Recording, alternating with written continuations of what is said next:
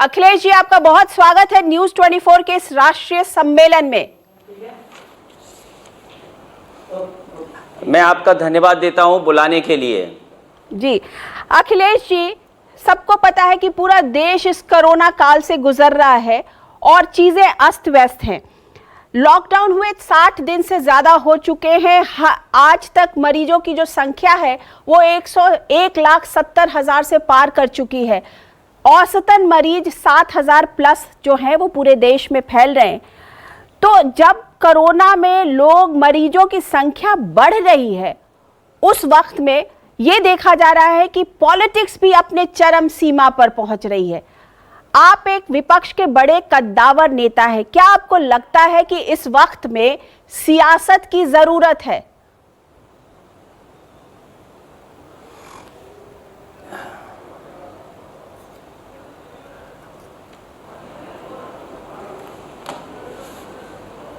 आवाज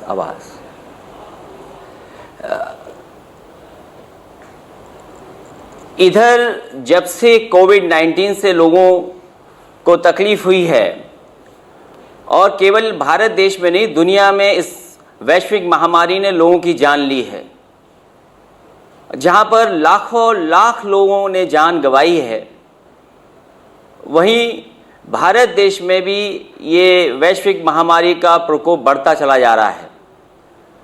जहां तक सवाल इस महामारी से लड़ने का है, मुझे याद है लोकसभा में बहुत ही शॉर्ट पीरियड के लिए चर्चा शुरू हुई थी। उस समय समाजवादी पार्टी की तरफ से मैंने ये कहा था कि ये अभी बीमारी जो हवाई जहाज से आई है, और ये हवाई जहाज के रास्ते अगर ट्रेन या गांव तक पहुंच जाएगी तो इसके गंभीर परिणाम होंगे। जी मेरा मानना है कोविड-19 को लेकर के कोई भी दल राजनीति नहीं कर रहा है। जहां तक समाजवादी पार्टी है इस पक्ष में है, समय समय पर सुझाव भी दिए हैं, और कोविड-19 से लड़ने के लिए अगर कहीं भी सरकार को सहयोग चाहिए होगा तो समाजवादी पार्टी साथ देने के लिए तैयार है। लेकिन जिम्मेदारी सरकार की है। जो कोविड-19 से लोग बीमार हो रहे हैं और प्रदेश सरकारों को जो जरूरत है, भारतीय जनता पार्टी इस बात से नहीं बच सकती है, क्योंकि उत्तर प्रदेश में सबसे ज्यादा लोकसभा सांसद भारतीय जनता पार्टी के हैं, सरकार दिल्ली में है, उत्तर प्रदेश में है, और उसके बावजूद भी इस वैश्विक महामारी से जो तैयारी होनी चाहिए थी वो तैयारी नहीं है। लॉकडाउन 1, लॉकडाउन 2 और लगातार लॉकडाउन बढ़ने के साथ साथ वैश्विक महामारी का प्रकोप भी बढ़ा है। लोग ज्यादा बीमार हुए हैं। जिस समय लॉकडाउन हुआ था कम लोग बीमार थे, लेकिन आज जब हम बैठ करके चर्चा कर रहे हैं तो हो सकता है 3, 4, 5 दिन के अंदर हम 2 लाख तक छू जाएं। लेकिन सरकार ये कहती है कि हमारे यहाँ मरने की संख्या ज्यादा नहीं है। लेकिन हम वहीं कहेंगे कि दिल्ली की सरकार को, प्रदेश की सरकारों की मदद करनी चाहिए थी कि टेस्टिंग कैपेसिटी कैसे बढ़े।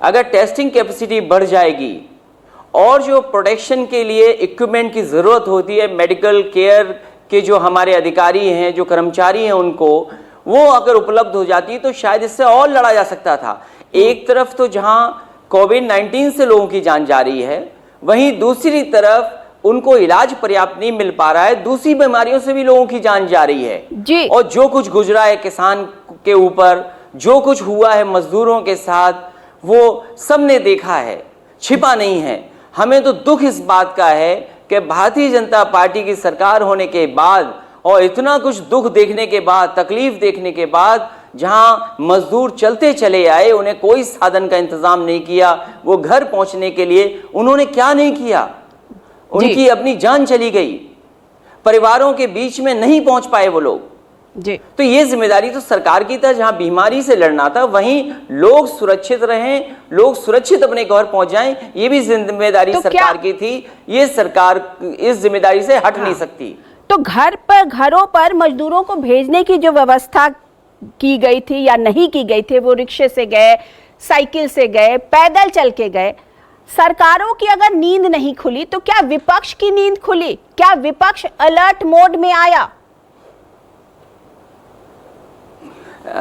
विपक्ष से जहां कहीं सुझाव मांगे गए, विपक्ष ने आप लोगों के माध्यम से समय समय पर सुझाव दिए हैं और इस बात को भी कहा कि मजदूरों को बचाया जाए। अब हमसे उम्मीद करें कि विपक्ष के लोग जाकर के बस का इंतजाम करें, ट्रेन का इंतजाम करें। हम तो यही कह सकते हैं कि समय पे ट्रेन चलाइए। कहाँ मैंने मार्च में, अप्रैल में कह दिया था कि जो हमारे मजदूर दूसरी जगह फंसे हुए हैं, अगर वो घर जाना चाहते हैं, उनके लिए भारत सरकार को ट्रेन चलानी चाहिए। और उत्तर प्रदेश सरकार के पास 70,000 से ज़्यादा बसें हैं, जिसमें सरकारी बसें हैं, स्कूल की बसेस हैं, प्राइवेट बसेस हैं। स्कूल की तो बंद हैं, वो बसें तो धूल खा रही हैं। अगर सरकार चाहती तो उन बसों को ले लेती। प्राइवेट बसें नहीं चल पा रही थी। अगर प्राइवेट जो बस चलाने वाले लोग हैं उनसे मदद मांग ली गई होती तो शायद इतने किसान, हमारे मजदूरों को तकलीफ नहीं उठानी पड़ती। लेकिन अखिलेश जी कैसे सोचिए आप लोग, प्रियंका गांधी ने बसों का इंतजाम किया, बसें हर जगह पे खड़ी रही, उस पर भी क्या हुआ? सियासत हुई उसके, लेकिन मजदूरों का भला तो नहीं हो सका ना। तो चाहे अगर विपक्ष साथ में होता तो शायद विपक्ष की आवाज ज्यादा बुलंद होती। मैं इस बात को सोचता हूं कि उत्तर प्रदेश की सरकार पे जब 70,000 से ज्यादा बसेस हैं, उन्हें किसी की उधार की बस क्यों चाहिए? और अगर राजस्थान को मदद करनी थी, पंजाब को मदद करनी थी, तो हमारे जब बच्चे लौट करके आए थे उस समय मजदूरों के लिए बसें क्यों नहीं की गईं? उस समय गरीबों के लिए बस क्यों नहीं की गईं? और बसें तब की गईं जब महीनों गुजर गए, जब लोग पैदल चलने लगे। मैं वो दिन याद करना चाहता हूं जब दिल्ली में, यूपी और दिल्ली के बॉर्डर पर हजारों नहीं लाखों की संख्या में मजदूर और गरीब पहुंच गया था अपने घर के लिए। तब बसें कहां थीं? और उत्तर प्रदेश अगर सरकार चाहती तो एक को भी मजदूर को और किसान को पैदल नहीं चलना पड़ता। केवल यूपी के नहीं बल्कि बिहार के, बंगाल के और झारखंड के लोग जो पैदल चल करके साइकिल से जा रहे थे, अगर उत्तर प्रदेश सरकार चाहती, भारत सरकार चाहती तो किसी को भी पैदल नहीं जाना पड़ता। लेकिन एक बात बताइए अखिलेश जी कि क्या कांग्रेस ने जो बसेस ऑफर की वो सही नहीं था क्या? आप उसको कैसे मान रहे हैं कि कांग्रेस ने, अगर किसी विपक्षी दल ने अगर बसेस ऑफर की तो क्या आप उसको अप्रिशिएट करेंगे कि नहीं करेंगे कि देर आए दुरुस्त तो आए? मैं इस वैश्विक महामारी में, इस घड़ी में अगर कोई भी मदद कर रहा है उसको करना चाहिए और अपने सीमित संसाधनों से कोई भी सहयोग कर सकता है, करना चाहिए। मैं इसके खिलाफ नहीं हूं, लेकिन सवाल यह है कि जब बच्चों को निकाला जा रहा था राजस्थान से, या उससे पहले भी तो सरकार को पता था कि यहाँ के लोग कितने हैं। मुझे जानकारी मिली है महाराष्ट्र में अभी भी उत्तर प्रदेश के हमारे मजदूर फंसे हुए हैं, अभी भी वो घर नहीं पहुंच पाए हैं। वो जाना चाहते हैं लेकिन घर अभी नहीं पहुंच पाए हैं।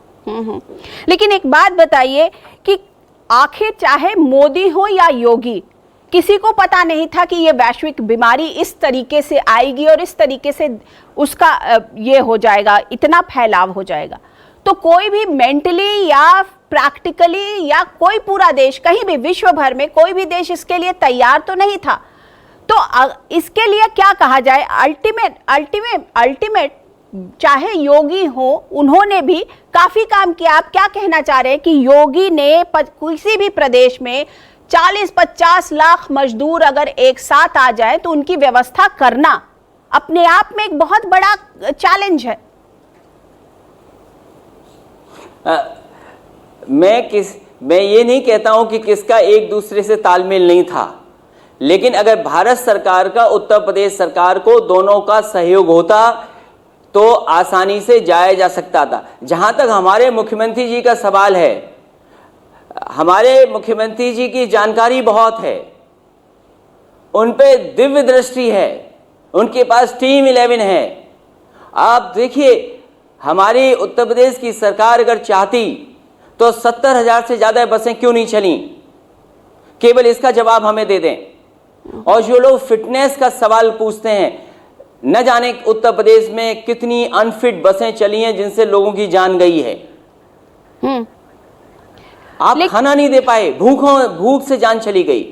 मजदूर जो आ रहे थे वो चलते चलते उनकी जान चली गई।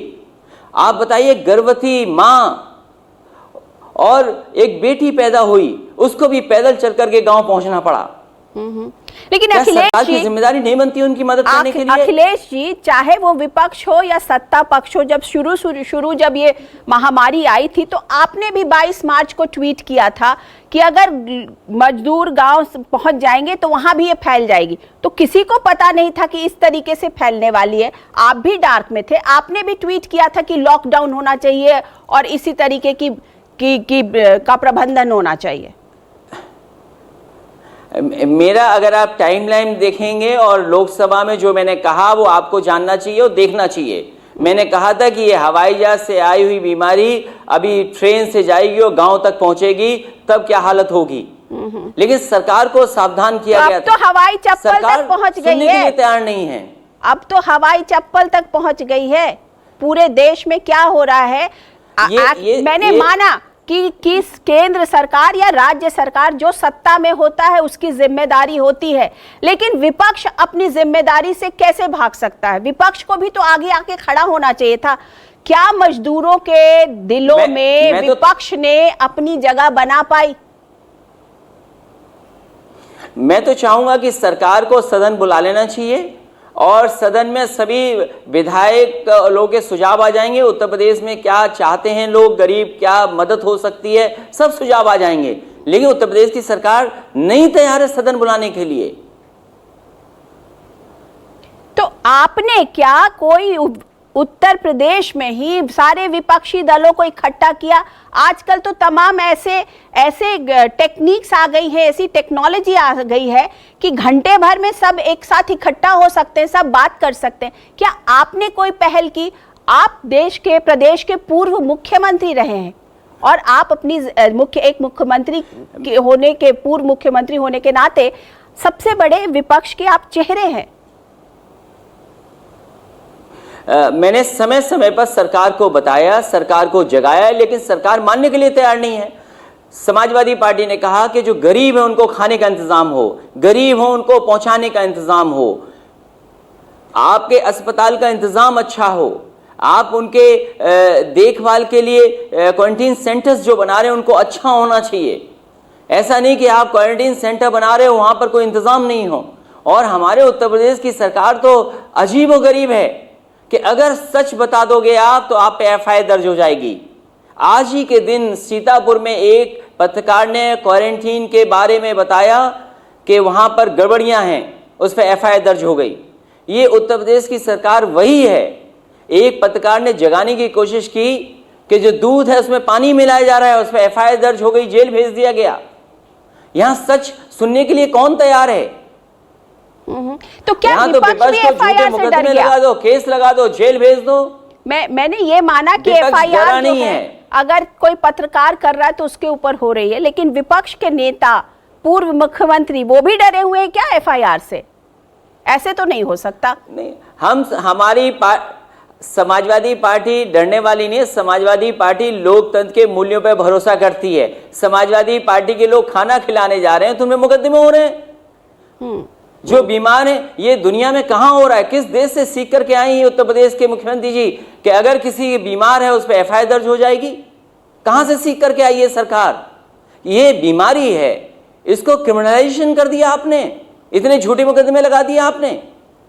लेकिन एक बात बताइए, मैं फिर वापस से विपक्ष पे आ रही हूं। पूरा का पूरा विपक्ष जो है, और ये देश देख रहा है, देश की जनता देख रही है कि पूरा विपक्ष अलग अलग अपनी अपनी डफली, अपना अपना राग बजा रहा है। जब सोनिया गांधी ने एक विपक्ष की मीटिंग की थी तो आप उसमें शामिल नहीं हुए, क्यों?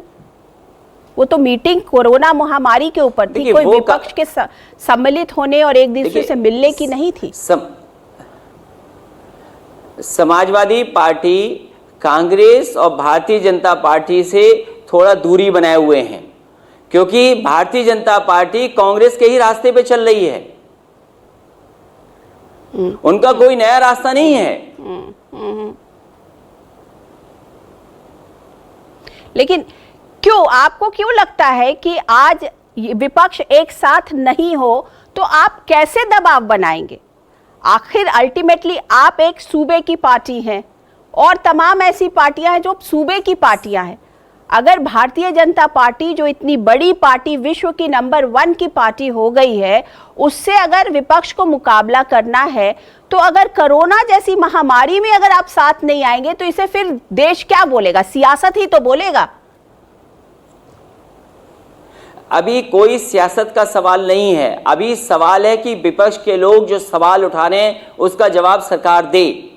क्या गरीब मजदूरों को खाना दे पा रहे हैं? क्या किसानों के सही फसल का मूल्य दे पा रहे हैं? जिन लोगों का ठेला लगता था, चाय वाले थे, नाई थे, हमारे छोटे मोटे काम करने वाले तमाम गरीब थे जो जीवन यापन करते थे, डेली वेजेस वाले लोग थे, उनके लिए क्या किया? घरों में काम करते थे, उनके लिए सरकार क्या कर रही? हमारे तो सवाल हैं, एक भी सवाल का भारतीय जनता पार्टी की सरकारें जवाब नहीं दे पा रही हैं। क्या गन्ने का अभी भुगतान हो पाया है? क्या गन्ने का मूल्य जो मिलना चाहिए था वो मिल गया किसानों को? जो गेहूं खरीदा जाना चाहिए था वो क्या खरीद लिया? दूध ऐसे ही बह गया, दूध बर्बाद हो गया। किस किसान की मदद कर दी इन्होंने? लोगों की जान चली गई, उसकी क्या मदद की है? समाजवादी पार्टी कम से कम मजदूरों की जिनकी जान गई है चलते चलते, जो रास्ते में जिन्होंने अपने जान दे दी, उनकी मदद तो कर रही है कम से कम 1 लाख से। और आप पैसा इकट्ठा कर रहे हैं। हम तो देख रहे हैं उत्तर प्रदेश के मुख्यमंत्री जी हर दिन एक तस्वीर आती है, एक ड्राफ्ट और एक चेक के साथ खड़े हुए हैं। अरे ये पैसा क्यों इकट्ठा किया जा रहा है? कम से कम गरीब की मदद तो करें। जिन मजदूरों की जान गई, समाजवादी पार्टी के जो सहयोग किया था उससे 1-1 लाख की मदद कर रहे हैं। क्यों नहीं भारतीय जनता पार्टी 10-10 लाख मदद करती है उन परिवारों की? अच्छा अखिलेश जी, अभी तो समस्या की शुरुआत ही है। अभी पूरे देश में समस्याएं ही समस्याएं हैं, जिसे कहे रोजगार की कमी हो गई, किसानों की खेती बाड़ी, रेडी पटरी, नौजवानों के पास नौकरी नहीं है, और साथ में इतनी बड़ी मंदी सामने दिख रही है। तो उसमें समाजवादी पार्टी का क्या ब्लूप्रिंट है? क्या ब्लूप्रिंट आप दिखा रहे हैं कि चलिए ठीक है उन्होंने तो नहीं किया, लेकिन हमारे पास ये ब्लूप्रिंट है, हम इससे करना चाहते हैं? समाजवादी पार्टी इनको कोई ब्लूप्रिंट नहीं दिखाएगी। हम क्यों ब्लूप्रिंट दिखाएं?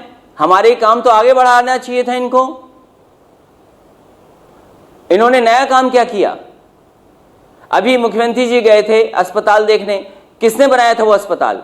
नेताजी ने बनाया था, समाजवादी सरकार ने बनाया था। वो अस्पताल देखने गए। अरे कम से कम अपना बनाया हुआ अस्पताल देखने जाना चाहिए था।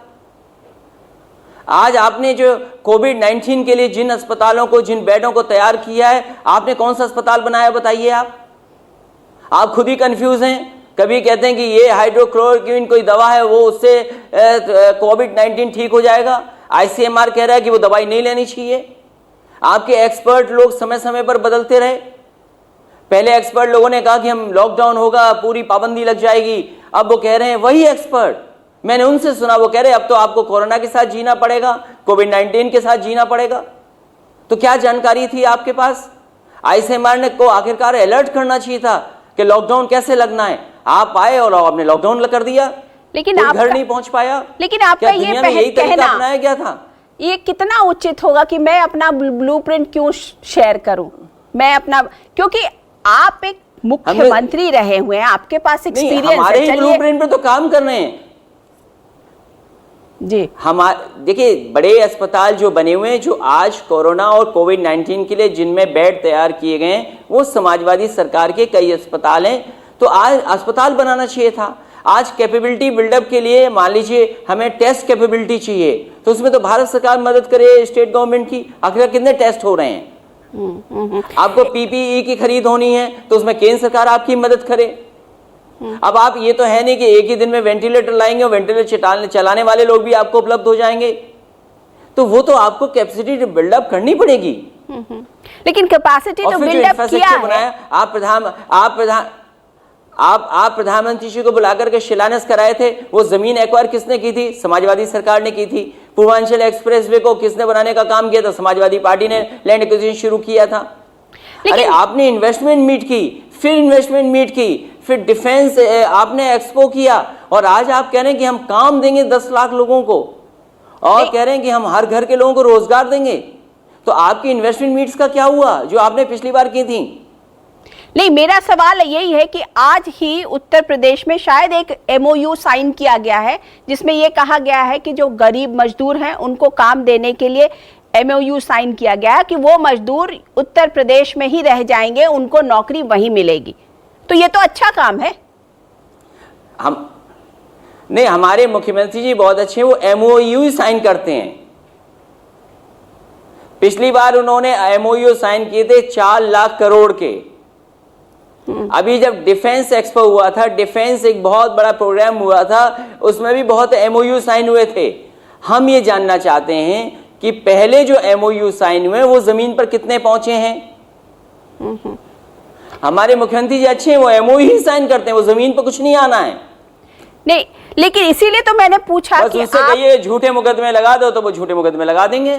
आपका ब्लूप्रिंट सामने आता तो लोगों को एक तो चीज लगती ना कि भाई हाँ ठीक है, प्रदेश के पूर्व मुख्यमंत्री जो है वो एक ब्लूप्रिंट लेके आए हैं। ये ब्लूप्रिंट जो है फिर सरकार पर भी लोगों का दबाव बनता।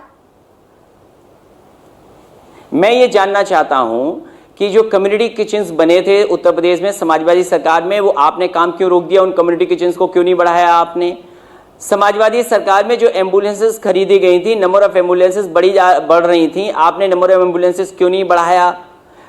पूरे देश का one of the best response system police के लिए दिया डायल 100, जिसको इस सरकार ने डायल 112 कर दिया। आपने उसको क्यों नहीं टेकअप किया कि उसको हम इस्तेमाल करें?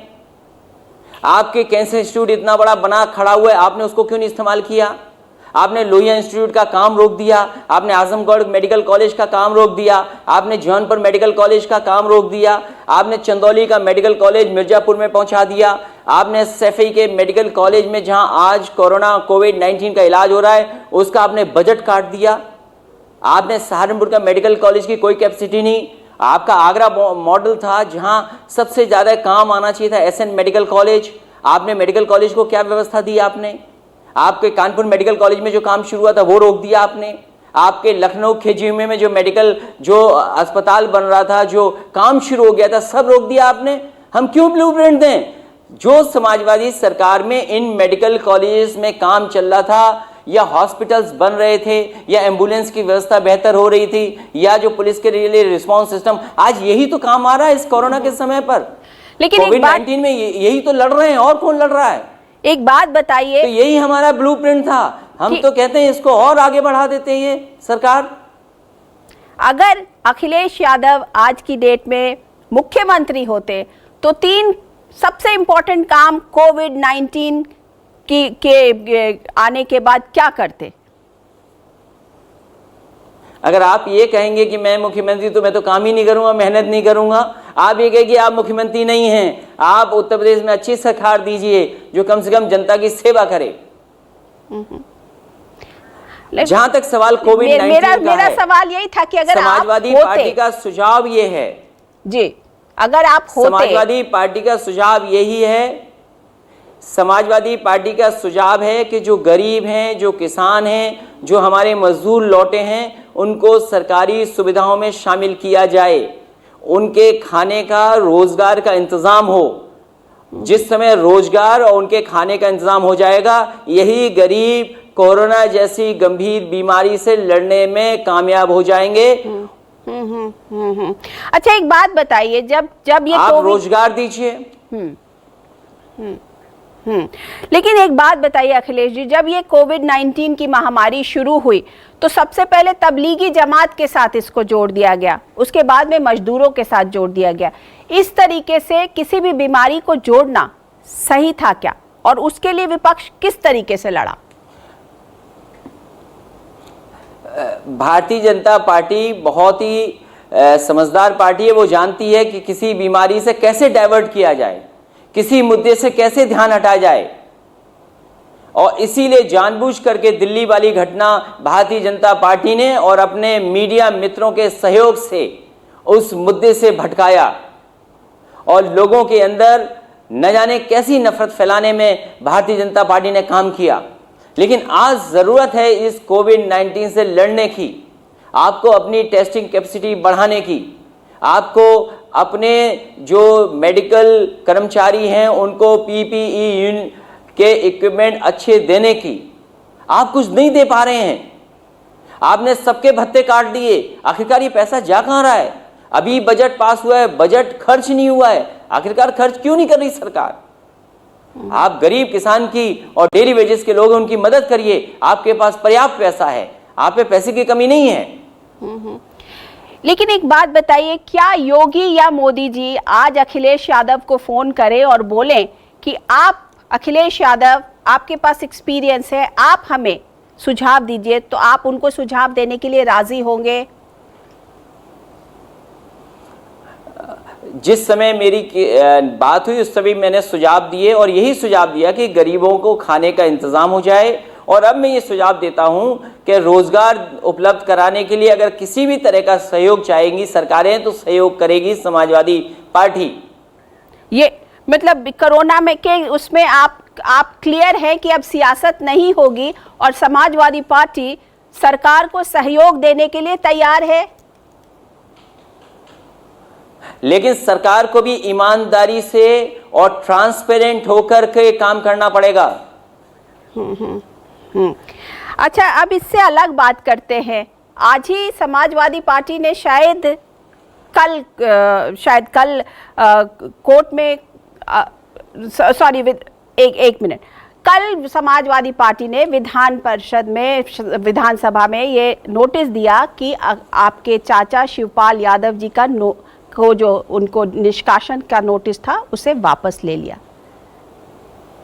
तो ये आप देख रहे हैं कि घर वापसी हो गई चाचा की।